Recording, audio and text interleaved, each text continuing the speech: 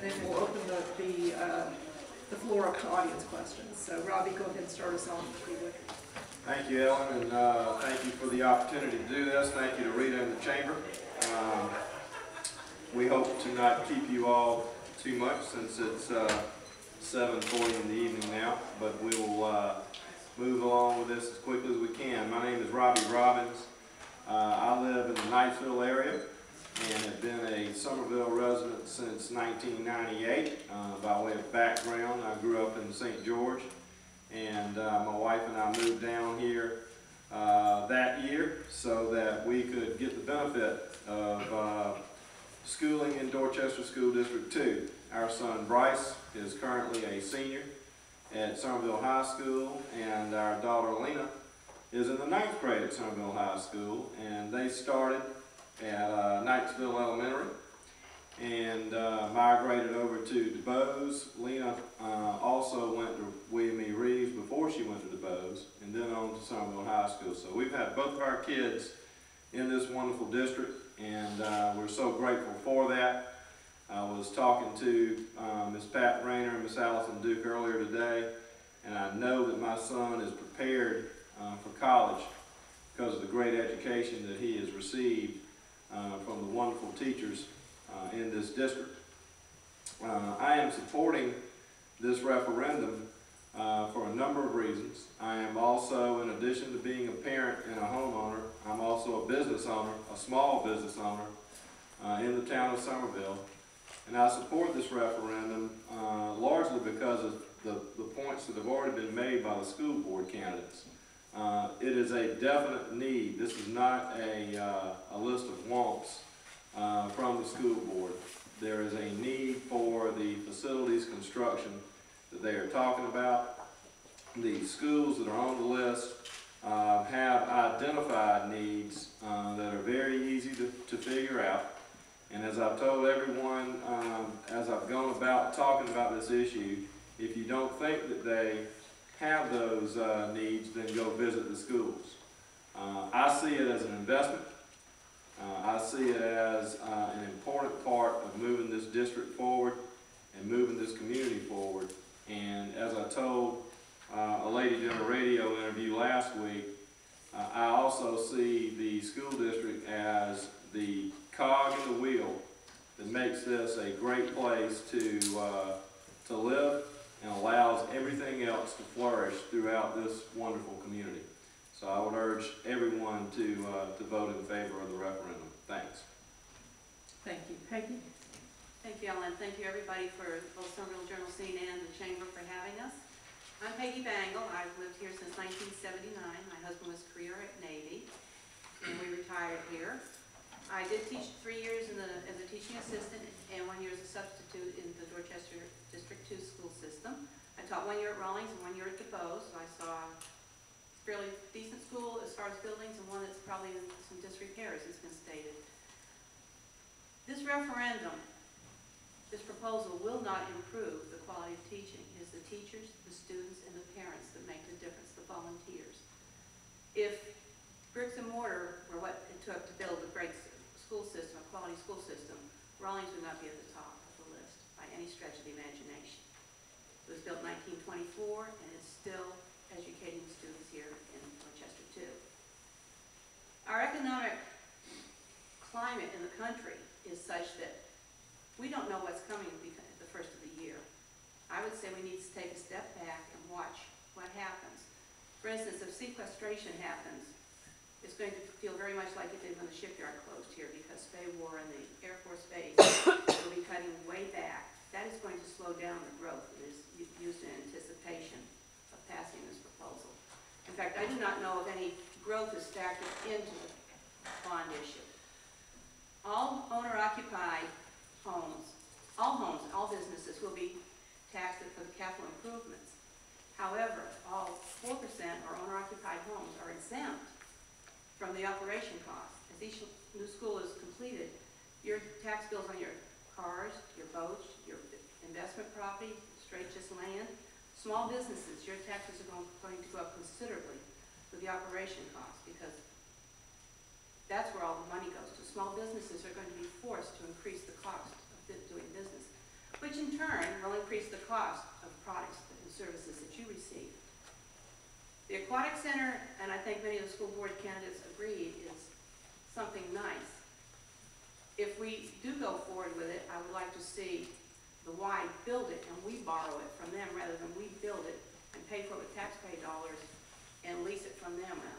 I think that would be a more reasonable way to do it for me.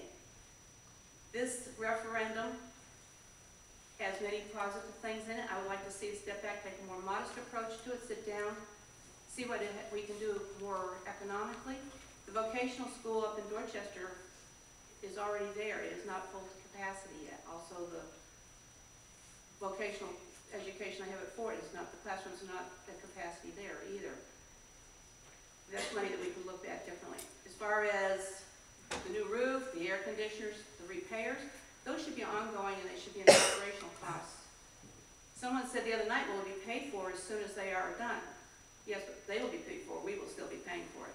Thank you. Thank you. Gary? Thank you again for having us tonight. My name is Gary Luckert. I am the CEO of the Somerville Family YMCA. We are part of a unique partnership between Dorchester District 2 and the YMCA for the Community Aquatic Center. I want you to understand something. This is not about just a pool. This is about a quality of life. This is just not about swim teams. This is about seniors, people with MS, people who can't do land-based activities, who need water-based activities. This is about childhood obesity rates that are going through the roof. This is about 60% of African American kids cannot swim. 60%. This is about, there's 50 people in this room. 10 of you cannot swim. This is how you teach your kids to swim. Don't go near the water. Because if you get in trouble, I can't help you. Some of those board, or potential board members who were up here said they didn't favor an aquatic center. How would they feel when one of those kids in our school system drowned? For $2 a year, we can teach every kid to swim. $2 a year. Is that so much to ask? $2 a year? I don't think so. Teaching every second grader to swim. Giving all our high schools a place to swim. I bet you if you went to every single potential board member and asked them, where does Dorchester have their swim meets? They wouldn't know. But I bet you they know where Somerville High School has their football games. This is more than just about a pool. This is about a quality of life. An amenity that this community needs. Somerville is in the top 10 as far as population in the state. So you got Columbia, you got Anderson, you got Spartanburg, but Somerville is the only one without an indoor community aquatic center. This is not about the why. This is not about just about swim teams. This is about working together to solve a need. Kids not learning to swim, that's a need. We need to teach our kids to swim. That's what we need to do. And this is how we can do it. A partnership, working together to make it happen. Thank you. Thank you. I'd like to open this up to the audience questions. If you feel like you can speak loud enough from your seat, that's fine, and we've got a microphone set up in the center. Is there anyone that has a question for any of the folks that we just heard speak?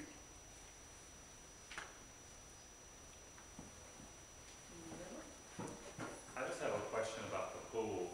It's been estimated that there's going to be about $850,000 a year dollar figure to run this pool. How are you going to pay for that operational cost? Sure, that's a good question. The model that we looked at is very similar to the one in Rock Hill. Again, a good partnership between the school system in Rock Hill and the YMCA. They've been doing it for 6-7 years now. The Y does sell memberships. They do offer a daily fee. We actually do that right now. If you go to downtown, our downtown wellness center, you don't have to be a member to use our facility. You can pay a daily fee. So that's some of the income that we would have. Also, they have regional meets that come in, state meets that come into Rock Hill. We could have that here too. We would actually hire about 100 different people for that aquatic center. Now, not all of them are full-time, some are part-time, but they're going to put dollars back into this community as well. So again, this is something that's going to be an attraction for the whole community and also for the region as well. So that's some of the way we're going to be paying for it. I've got a multi-part question. In regards to the swimming pool specifically, and I unfortunately know some of the answers. Do we know what Rock Hill made on their swimming pool last year? Part one? You don't make money on pools. Do you know how much they lost on that pool last year? I do know how much they Okay. lost. From the standpoint of pool, and I have a concern because I was looking at, and I supported the first part of the referendum, so let me be clear. I can agree with, we maybe could have looked at some different things, but in any case, I supported it because there's certainly a need for the first part of it. I guess my other part from the swimming pool standpoint is a location. Okay. I know there's been a discussion that I've seen online in Care for Schools, and they show a piece of property, Y property in Oak Brook. And I'm trying to figure out what that Y property is in Oak Brook. If it's part of the county property, it's deed restricted. It is owned by the taxpayers of the county at this point in time. It's not necessarily Y property. So I've got some concerns as a county councilman looking at that piece of property. If that's what we're building it on, there's a number of dominoes that have to fall correctly. So where we're talking about doing this, and are there other options from the standpoint of that swim center, that aquatic center, that other locations, other areas, other possibilities other than the taxpayers actually paying for it? So I guess that's directed to me, right? Lisa. Y'all going to talk tonight, or is it all going to be me? Let me answer your questions. I don't know how much time I have, but let me answer your questions. Regarding the Rock Hill Center, actually, they did lose $75,000 last year. We lose over $100,000 in a pool currently.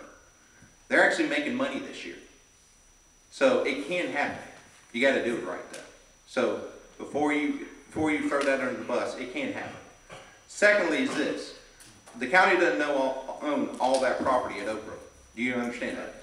The Y does own some of that property, correct? So again, there's that partnership between the county and also the school system and the Y that could happen. So there are other locations we're looking at, maybe over at Pine Trace and maybe also over at the ponds. So we have some other locations we're looking at besides Oak Brook. Does anyone else have any questions for Gary or anyone else? Yeah, we're in with that. Yeah, whatever. Ms. Luckert, Yes. one of the things that we talked about, reasons we need a pool, was to teach our young second graders to swim. Do we have a program right now that uses any of the Y pools to teach these children to swim? We do not, no. We do have swim lessons that we currently have, but we do not have a program that teaches second graders to swim because we don't have the necessary space to do it yet. But we do have Y pools, we just don't have the program or the space. We do have an outdoor seasonal pool because it's not indoors. Yeah. So that's the problem you have. You don't have the space to do it. If you have the space to do it, we could do it. That's the thing. If we had the space, we could actually do that. Does anyone else have any questions? Okay, I'd like to point out that we also have some candidates that we invited that could not speak this evening from other districts. We have Mr. Jefferson and Mr. Weiss somewhere. Joe Jefferson, and where's Alan Weiss? He was here earlier. He left, okay. There may be some others, okay. I'm sorry, Mr. You just mentioned Alan Weiss. Yes. He's from District 102, is that correct? Yes, sir. Yes, sir. We, Well, it just so happens, my name is John Mondo, okay. Senior. Thank you, Tina. And I'm from District 102 also. And you're a writing candidate, is that correct? That is correct. Okay, so we have actually three gentlemen that are vying for that position, and although we couldn't ask them to speak this evening because of time constraints and because I their, have no problem with yeah, because their it. I love to do district 3 was minutes not. talks, Yes, not sir. speeches. But if anybody is in that district and would like to speak to them, I'm sure they'd be glad to talk to you about their positions, and we did offer them the also have opportunity to some put handouts. some literature out, so if you're in District 102 and you would like to speak to them, they are here this evening, okay?